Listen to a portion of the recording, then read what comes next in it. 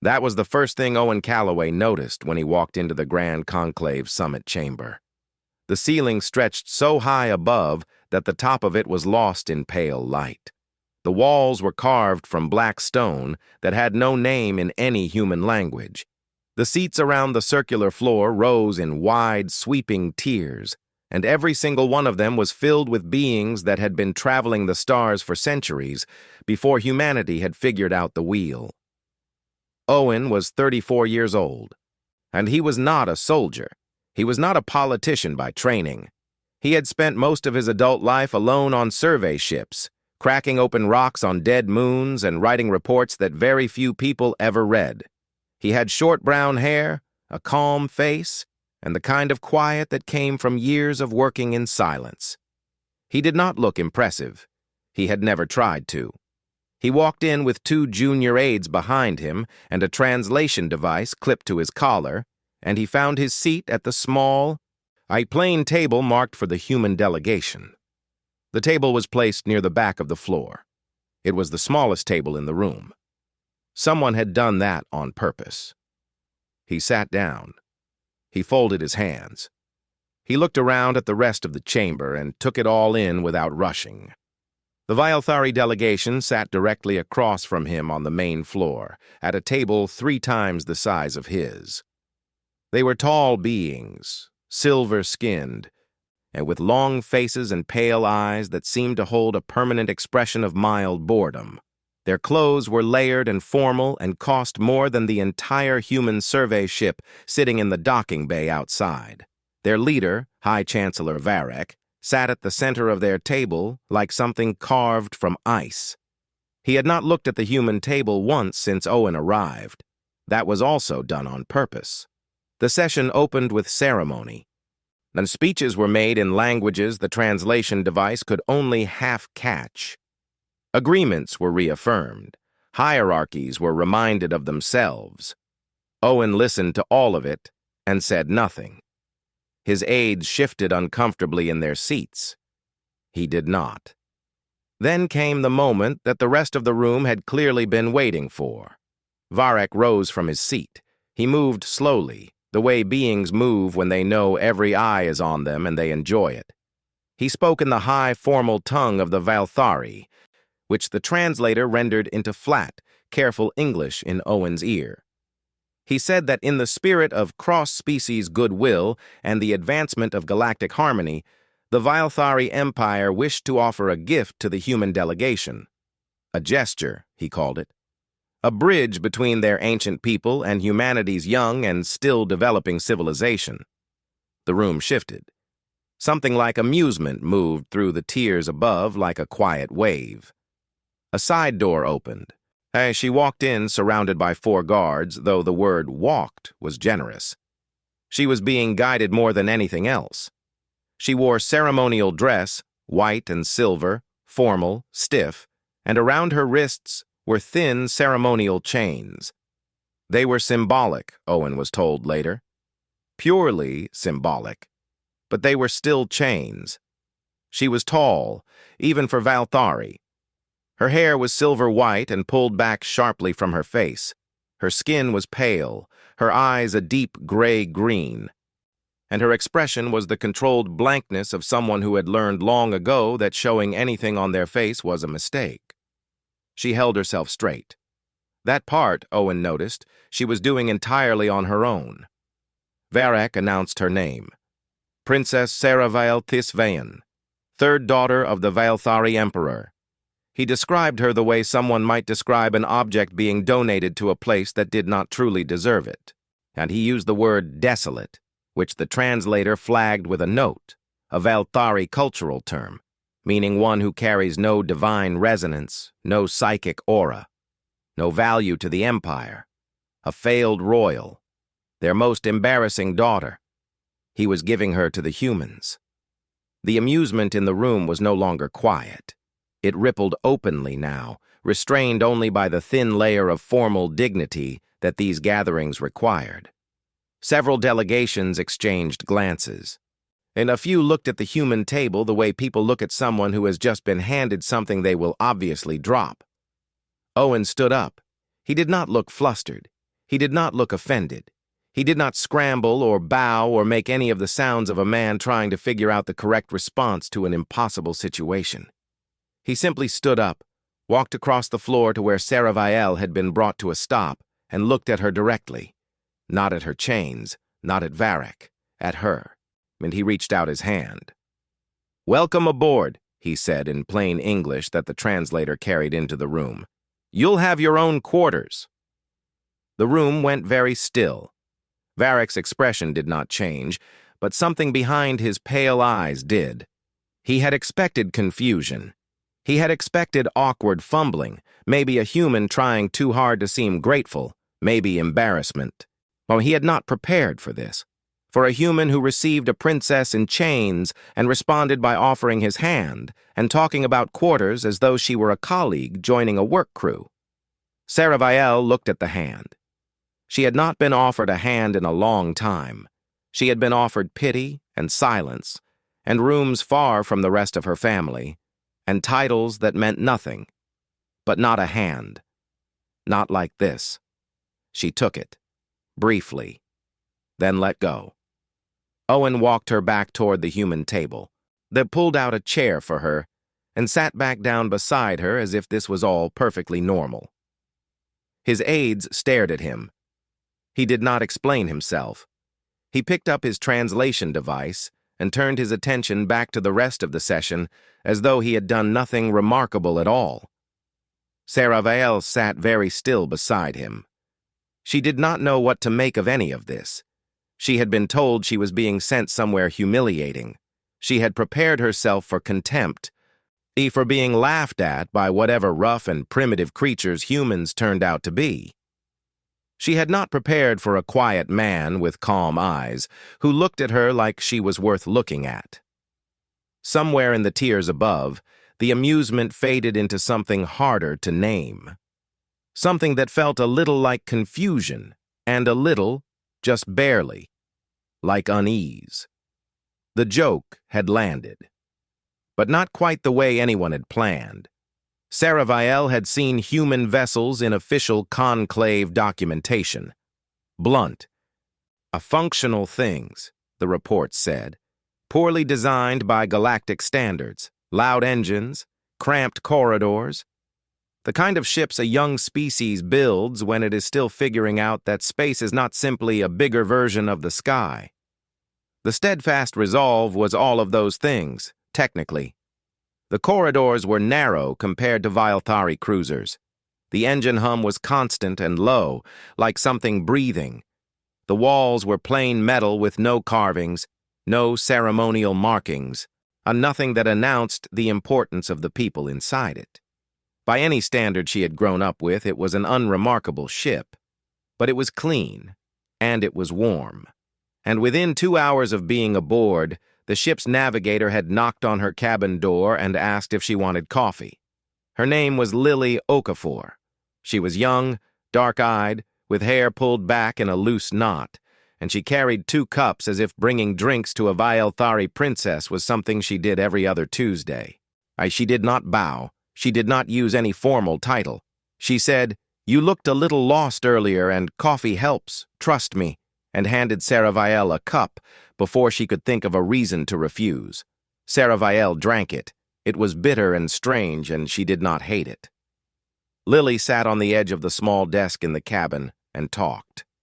Not about politics, not about the conclave. She talked about the ship's navigation systems. Eyes about a calculation error she had caught 3 days ago that had almost sent them 2 degrees off course, about how she had wanted to be an astronomer before deciding that she preferred being on the ships instead of watching them from the ground. She talked the way humans apparently talked, freely, without checking first whether the other person was worth talking to. Saraviel did not say much. She did not know how. But Lily did not seem to mind. And that was the first strange thing about the humans. They did not need her to perform. Back home, every interaction was a performance. Every word was weighed. Every room she entered, she was already the wrong thing in it. Too quiet, too plain, too empty of the psychic presence that the Vilthari valued above almost everything else. She had spent her whole life trying to take up less space, make less noise, apologize for existing in rooms where she was not wanted. On this ship, and nobody seemed to notice she was supposed to be unwanted. The chief engineer, Dante Reyes, met her on the third day in the corridor outside the engine room. He was a broad-shouldered man with grease on his hands and a permanent look of mild argument on his face. He started talking to her about the ship's propulsion system the moment he saw her, seemingly under the impression that she had come to discuss it. She had not. She had been looking for the water station, but he was wrong about something he was saying. His calculation of the Valthari standard thruster output ratio was off by a meaningful margin, and before she could stop herself, she told him so. He stopped, looked at her, then pulled out a data pad and asked her to show him. She showed him. He studied it for a long moment, then made a sound of genuine annoyance, not at her, but at himself, and said, "Huh, you're right," and wrote it down, and that was the end of it. And he thanked her and went back to work. No one made it a political event. No one reported to anyone that the Valthari princess had spoken out of turn. It simply happened, the way useful things happen between people who are trying to solve a problem together. She stood in the corridor for a moment after he walked away, not entirely sure what had just occurred. On the 5th day, the ship's medic found her. Grace Whitmore was a small woman, older than the others, with gray beginning to show at her temples and the careful, unhurried manner of someone who had been paying attention to people for a very long time. She introduced herself, explained that she ran routine health assessments on all crew and guests, and asked if Sarah Vielle would come to the medical bay for an hour. Sarah Vielle agreed, mostly because she did not know how to say no without starting something. Grace ran the scan quietly, asked a few questions, and then went still for a moment in the way that people go still when something on a screen surprises them. She asked about Sarah Vielle's diet. She asked how long she had been feeling tired. She asked if anyone had ever tested her for Valthari micronutrient deficiency. No one had. It was not the kind of thing that happened to imperial daughters. Their health was managed by the palace medics, who were very good at treating things that mattered and very practiced at not noticing things that didn't. Sarah Vielle had been quietly tired for years. She had assumed it was simply who she was. Grace prescribed 3 supplements, adjusted the food synthesizer in Sarah Vielle's cabin to produce the right mineral balance, and told her she should start feeling better within 2 weeks. She said it the way someone says a thing that is simply true. No ceremony, no big moment, just information and care delivered as if they cost nothing. Sarah Vielle said thank you. Grace said of course, and told her the door was always open. She went back to her cabin and sat on the edge of the bed for a while.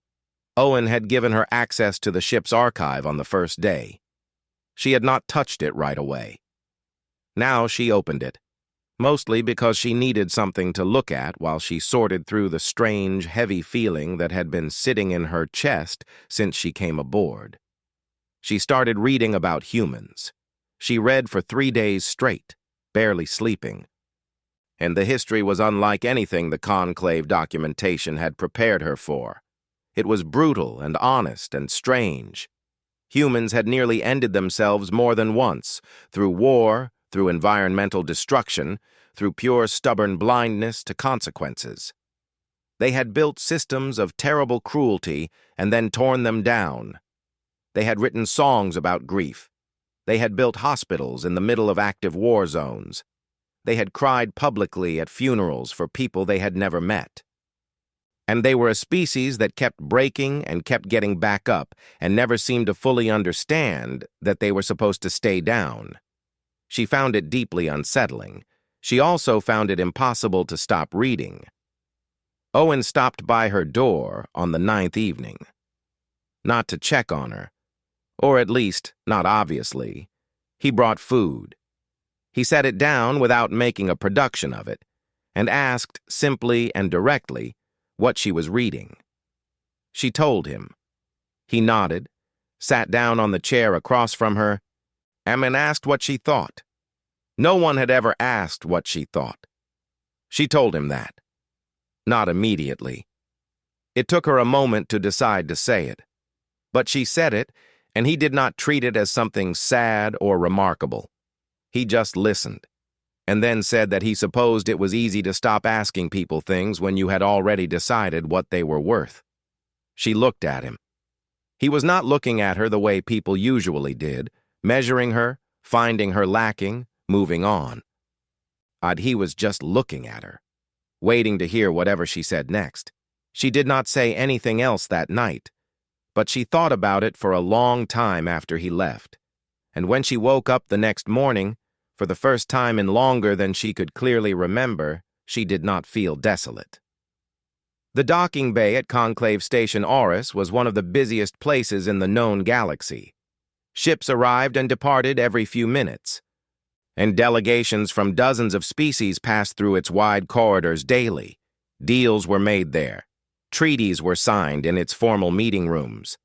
Information moved through it like blood through a living thing, and nothing that happened inside its walls stayed quiet for long. So, when the steadfast resolve requested a docking berth 18 months after its departure, it was noted. When the manifest listed the same human diplomatic crew that had attended the Grand Conclave Summit, it was flagged, and when the observation deck filled up with a quiet crowd of officials, aides, and curious onlookers who all seemed to have somewhere else to be but chose to be there instead, it was clear that word had gotten around. Everyone wanted to see the state of the princess. They expected someone broken. That was the honest truth of it. The Vaelthari had sent her as a message. Look what we think of humans. Look how little we value this. Look how the joke lands. 18 months aboard a cramped human vessel, stripped of her empire, her title carrying no weight, her psychic blankness on full display without the palace walls to hide it. They expected to see something worn down, something quieter than it was before in all the wrong ways. The boarding ramp of the steadfast resolve extended with a low mechanical sound. Lily came out first, talking to someone over her shoulder with a grin on her face. Dante followed, carrying a toolkit under one arm and looking like he had just won an argument. Grace came next, reading something on a datapad, unbothered by the crowd watching from above. Then Owen stepped out. He was dressed simply, the way he always dressed. Plain jacket, no insignia, no ceremony. He looked the same as he had 18 months ago, unhurried, calm, the kind of man who didn't change very much because he had never been performing anything in the first place. He stepped to the side of the ramp, and he turned back toward the ship. He waited. Sarah Vael walked out. She was wearing a jacket, a human-made one, dark gray, fitted. Nothing like Vaelthari's ceremonial dress. Her silver hair was down, loose around her shoulders. She walked without being guided. She walked without guards. She walked the way a person walks when they have spent 18 months being treated like their steps belong to them. She was visibly, unmistakably pregnant. The observation deck went completely silent, not the polite silence of people waiting for something to happen, the sudden airless silence of people who have seen something that does not fit inside any category they prepared for. Dignitaries stopped mid-sentence. Aides forgot what they were holding. 3 separate translation devices chimed with error signals because the beings wearing them had stopped breathing steadily enough to keep them calibrated. Owen placed a hand briefly at Sarah Vael's back as they reached the bottom of the ramp. Not possessive, not performative, just there, just steady, the way he did everything. She did not lean on it. She did not need to. But she did not move away from it either. They walked together across the docking floor toward the station's receiving area, and they did not rush, and they did not look up at the observation deck, and they did not explain themselves to anyone. In the crowd above, a High Chancellor Varric stood very still. His face did not move. That was the Vaelthari way, to show nothing, to give nothing away, to maintain the surface of composure no matter what was happening underneath. He was very good at it. He had practiced it his entire life. He stood there with his pale hands folded and his long face perfectly blank, and he stared down at the princess who was supposed to have come back, diminished. Something behind his eyes was not blank at all. And the news moved through the station before the Steadfast Resolve's crew had even finished the docking paperwork. By the time Owen sat down in the receiving office to file the standard diplomatic arrival forms, 3 different conclave communication channels were already carrying the story. By the time Sarah Vielle had changed into fresh clothes in the guest quarters assigned to the human delegation, the Vaelthari Emperor had been contacted on his homeworld. But by the time Grace had unpacked the medical supply case and done a routine check on Sarah Vielle's readings, "All good," she said, "everything exactly where it should be," the Conclave's chief xenobiology office had sent a formal request for a meeting. They wanted to understand how it was possible. The biology of it was, by any galactic standard, extraordinary. Vaelthari and human genetic structure were considered incompatible. It was not a theory. It was a documented, formally published scientific position, cited in conclave biological sovereignty agreements, used as the basis for classification rules about cross-species interaction. It had been stated in official paperwork as a settled matter. Grace had read that paperwork. She had read it thoroughly and carefully, and then she had gone looking for the data underneath it. And in what she had found was that the paperwork was based on studies that were 80 years old and had never been updated because nobody had ever thought it worth updating. She had brought her findings to Owen quietly, about 4 months into the journey, the same way she brought everything, directly, without drama, laid out so that the facts could speak for themselves. Owen had asked her one question. Not whether it was theoretically possible. He had asked whether it was achievable, practically, with what they had on board. Grace had thought about it for 2 days. Then she had said yes. Nobody had gone looking for permission. Nobody had filed a request with the Conclave's Xenobiology Board. A problem had been identified, a solution had been found, and 2 people who were already in love with each other had been told that the obstacle the galaxy assumed was permanent was actually just a problem that hadn't been worked on properly yet. That, it turned out, was a deeply human way of approaching things. Sarah Vielle sat in the quiet of the guest quarters that evening, one hand resting on the curve of her stomach, and listened to the sounds of the station outside the window. Ships docking and departing, the low hum of a place that never fully slept. She had grown up in palaces that sounded like silence enforced, the careful, controlled quiet of a place where noise was managed. This was different. This was a living sound, a messy, ongoing, uncontrolled sound of things actually happening. She had grown used to that kind of sound on the Steadfast Resolve. The engine hum. Lily laughing down the corridor, Dante dropping something heavy and swearing about it, Grace's calm voice coming from the medical bay. Owen's footsteps, which she had learned to recognize without meaning to, steady and unhurried, always. She had grown used to feeling like she was inside something real, though Owen came in and sat beside her without saying anything for a while. Outside, the station was already buzzing with everything that was coming. Formal requests, demands. A Vaelthari delegation that was certainly being assembled at this very moment. A conclave session that would need to happen. A galaxy that had told a joke and was now staring at the punchline it had not written. He asked if she was ready for what came next. She looked at him for a moment. She thought about the chains at her wrists 18 months ago. She thought about the silence on that docking ramp when she had taken his hand.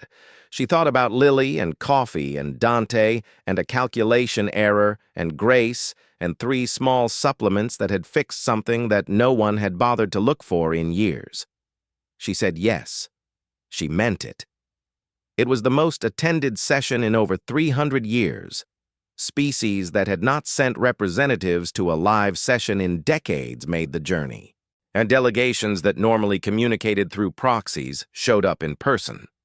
The great circular chamber, which had felt merely large the last time Owen had sat in it, now felt like the inside of something alive and waiting. Every tier was filled. The air was thick with translated murmuring, the soft clicks and tones of a dozen different languages all running through a dozen different devices at once. The human delegation sat at their small table at the center of the floor, and there were 3 of them. Owen sat on the left. He had his hands folded on the table in front of him, and he looked, as he almost always looked, as if he had nowhere else to be and was not particularly worried about anything. On his right sat Lily, who had been asked to attend as a formal crew witness and was sitting very straight with an expression that said she understood the weight of the room.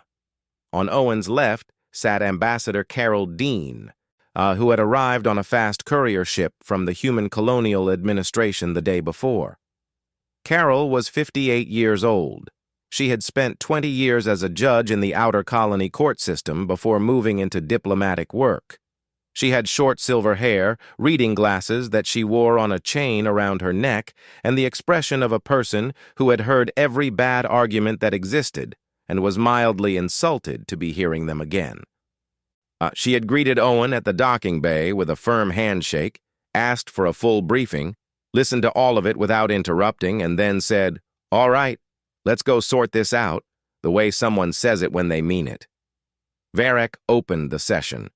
He stood at the Valthari table, which had been placed directly across from the humans as it always was, and he spoke in the long, formal cadence of someone who had prepared this speech very carefully. He spoke about biological sovereignty, and he spoke about the integrity of imperial bloodlines. He spoke about the legal framework that governed cross-species interactions under the Conclave Charter, and he used the word unprecedented 7 times in the first 10 minutes, and each time he said it, he looked at the human table as though the word was an accusation. He said the child was a matter of Valthari imperial law and should be recognized as such. He said the human delegation had acted without sanction.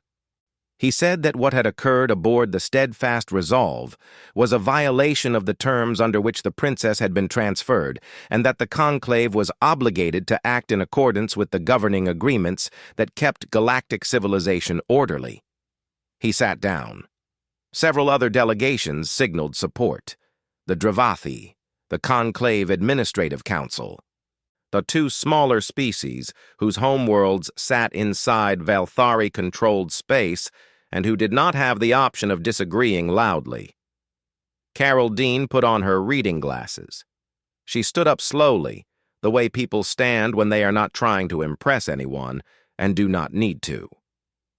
She set a single data pad on the table in front of her and looked at it once, briefly, and then set it face down.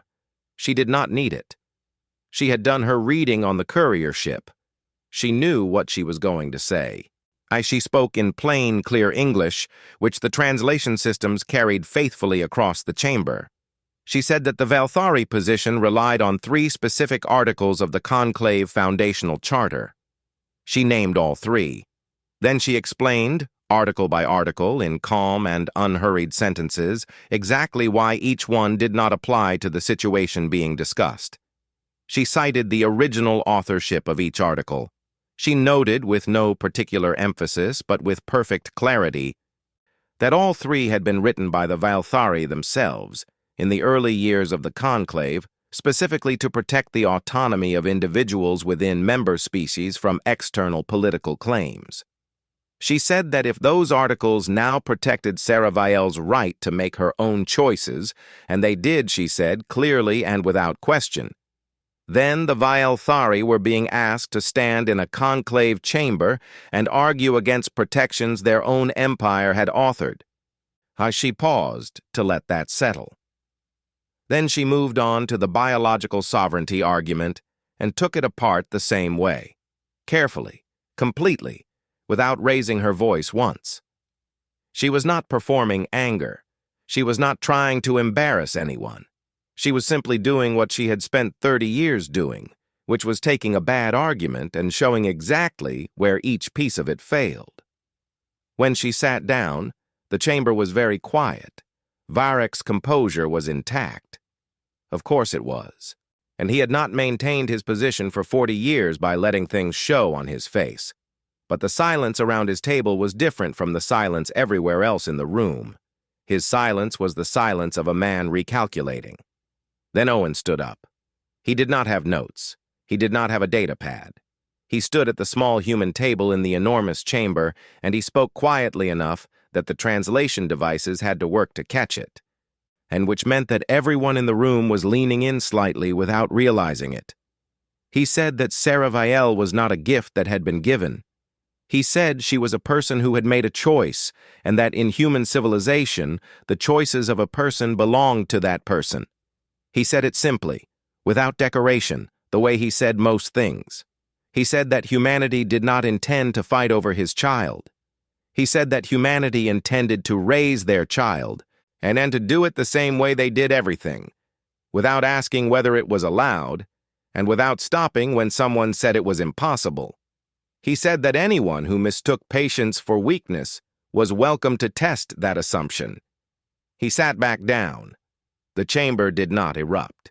There was no dramatic response, no sudden shift in the formal proceedings. The session continued. Motions were filed, responses were scheduled. The conclave's legal body announced it would review the charter arguments Carol had raised and issue a formal position within 60 days. But something had changed in the room, and everyone felt it. In the upper tiers, the delegations from smaller species, the ones who had been sitting inside Valthari-controlled space for generations, the ones who had learned to speak carefully and agree publicly and feel privately what they were not allowed to say out loud, were very still. Not the still of people waiting for something to end. The still of people who were listening closely and storing what they heard. Later, when the session broke and people began to move and talk, 3 separate delegation representatives made their way to the small human table. They did not make formal statements. They did not put anything on record. They simply introduced themselves, shook hands with Carol and Owen, and left. It was a small thing. It was not a small thing at all. And Saraviel had not been permitted to attend the formal session. She had watched through a live feed from the guest quarters. When Owen came back, she asked him how it had gone. He said it had gone fine. He asked if she was hungry. She looked at him for a moment, at this man who had just stood in front of the most powerful gathering of alien civilizations in the known galaxy and spoken about their child in the same calm voice he used to talk about rock formations and docking paperwork, and she felt something that she did not have a Valthari word for. She thought there might be a human one. She made a note to ask Lily. She said yes. She was hungry. They went to find food, and outside the station windows, and the stars continued on the way they always had, patient and indifferent, while something small and significant continued to change below them. The colony station orbiting Kepler 442b was not a famous place. It did not appear in conclave official records as anything significant. It was not large. It did not have grand halls or ceremonial chambers or observation decks built to impress visiting dignitaries. It had a medical wing, a few dozen residential corridors, a common area where people ate together in the evenings, and wide reinforced windows that looked out onto a soft amber planet that turned slowly in the dark like something resting. It was the kind of place where ordinary things happened, where people worked and ate and argued about small things and fixed broken equipment and went to sleep and woke up and did it all again. It was exactly the kind of place Owen had chosen. Nara was born on a Tuesday morning, which meant nothing to anyone in the Galactic Conclave and meant everything to the 8 people crowded into the medical wing waiting area outside the delivery room. Lily had been there since the night before. Dante had shown up at 4 in the morning claiming he had been awake anyway, which nobody believed. Grace was inside doing her job with the calm, steady focus she brought to everything. And Owen sat in the waiting area with his elbows on his knees and his hands loosely folded and did not say much. He looked the way he always looked, still, present, not performing anything. Lily sat beside him and talked enough for both of them, which was something she had been doing for 2 years now, and showed no signs of stopping. When Grace opened the door and nodded at him, Owen stood up without rushing and walked inside. Nara was small. She was very small, the way newborns are, and then she had her father's dark hair and her mother's gray-green eyes that shifted slightly in the light. And she was making a sound that was somewhere between a complaint and a question, as though she had arrived and already had opinions about the situation. Saraviel was holding her with both arms and looking at her the way a person looks at something they cannot fully believe is real. Owen sat on the edge of the bed beside them, and he looked at his daughter for a long moment without saying anything. Then he said she was small. Saraviel said yes. He said she was perfect. Saraviel said yes to that too, and her voice was steady and soft in a way that it had not always been. Outside in the waiting area, Lily made a noise loud enough that it came through the door, and Dante told her to keep it down, and Grace came out and told them both the news, and then had to wait several minutes before the corridor was quiet again. But the name had been chosen weeks before. Nara. Owen had found it in an old language from a part of the earth that neither of them had ever been to. A language that was small and old, and had survived things it had no right to survive. It meant happy. In Valthari, it sounded close to a word meaning unexpected light. Neither of them had planned that. Both of them had decided it was exactly right. Word reached the conclave the same day. News moved fast when people were watching, and when people had been watching the human delegation since the day the Steadfast Resolve docked at Station Auris. The birth was confirmed by the Colonial Station's medical registry, logged in the standard human record system, and transmitted in a routine administrative update that Owen filed the same afternoon, the same way he filed every piece of paperwork, completely, accurately, and without any drama attached to it. The conclave's response took several forms. The Valthari Empire issued a formal statement through High Chancellor Varek that used a great many words to say very little of practical consequence. The charter review that Carol Dean had forced into motion had come back 60 days earlier with findings that did not support the Empire's position. The legal ground had shifted in ways that were difficult to argue with publicly because the arguments Carol had made were recorded, and the delegations from smaller species had read them. And several had cited them in their own internal discussions about things that had nothing to do with Nara at all. The Empire was not finished. Empires that old do not finish easily. But the fractures that had always been there, hidden under ceremony and cold authority, were wider now. Saraviel's words at the conclave session, the ones she had delivered unscheduled, in the high formal tongue of the imperial court, and naming what had been done to her with the full weight of her bloodline behind every syllable, had been transcribed and copied and passed quietly through channels the Emperor could not fully monitor. Other daughters of the Empire, other women who had been handed the word desolate like a sentence, were reading those words in private and asking questions in careful voices. The Emperor condemned it publicly. It did not help. Condemnations rarely stop a question once it has started moving. The three smaller conclave species sent gifts for Nara. Simple things, thoughtfully chosen. One sent a small woven cloth in the colors of their homeworld. One sent a set of learning tools designed for young minds. The third sent a handwritten letter in their own language with a translation attached, addressed to the child personally, saying that the world she had been born into was complicated, and that they hoped she would find it interesting. Owen read that letter twice and kept it. And an ambassador arrived from one of the smaller species about 4 months after Nara's birth. A young one, newly appointed, clearly chosen for the posting because someone wanted to send a message. He was polite and curious, and asked a lot of questions about the colony station and about human methods of doing various things. He stayed for 2 weeks. When he left, he shook Owen's hand for a long time and said that his people were paying attention. Owen said that was good to hear. And life on the station settled into something that was not dramatic and was not simple and was not easy and was exactly what it was supposed to be. Owen went back to survey work when Nara was old enough to travel because old habits and genuine love for a thing are not canceled out by everything else that happens in a life. He took her with him. He strapped her into the co-pilot seat with a harness that Dante had modified 3 times before it was right, and he explained rock formations to her in the patient, unhurried way of someone who genuinely found rock formations worth explaining. She listened with the focused, shifting eyes she had gotten from her mother and asked questions he sometimes could not answer, and he told her so, and they looked the answers up together. Sarah Vielle came on those trips too.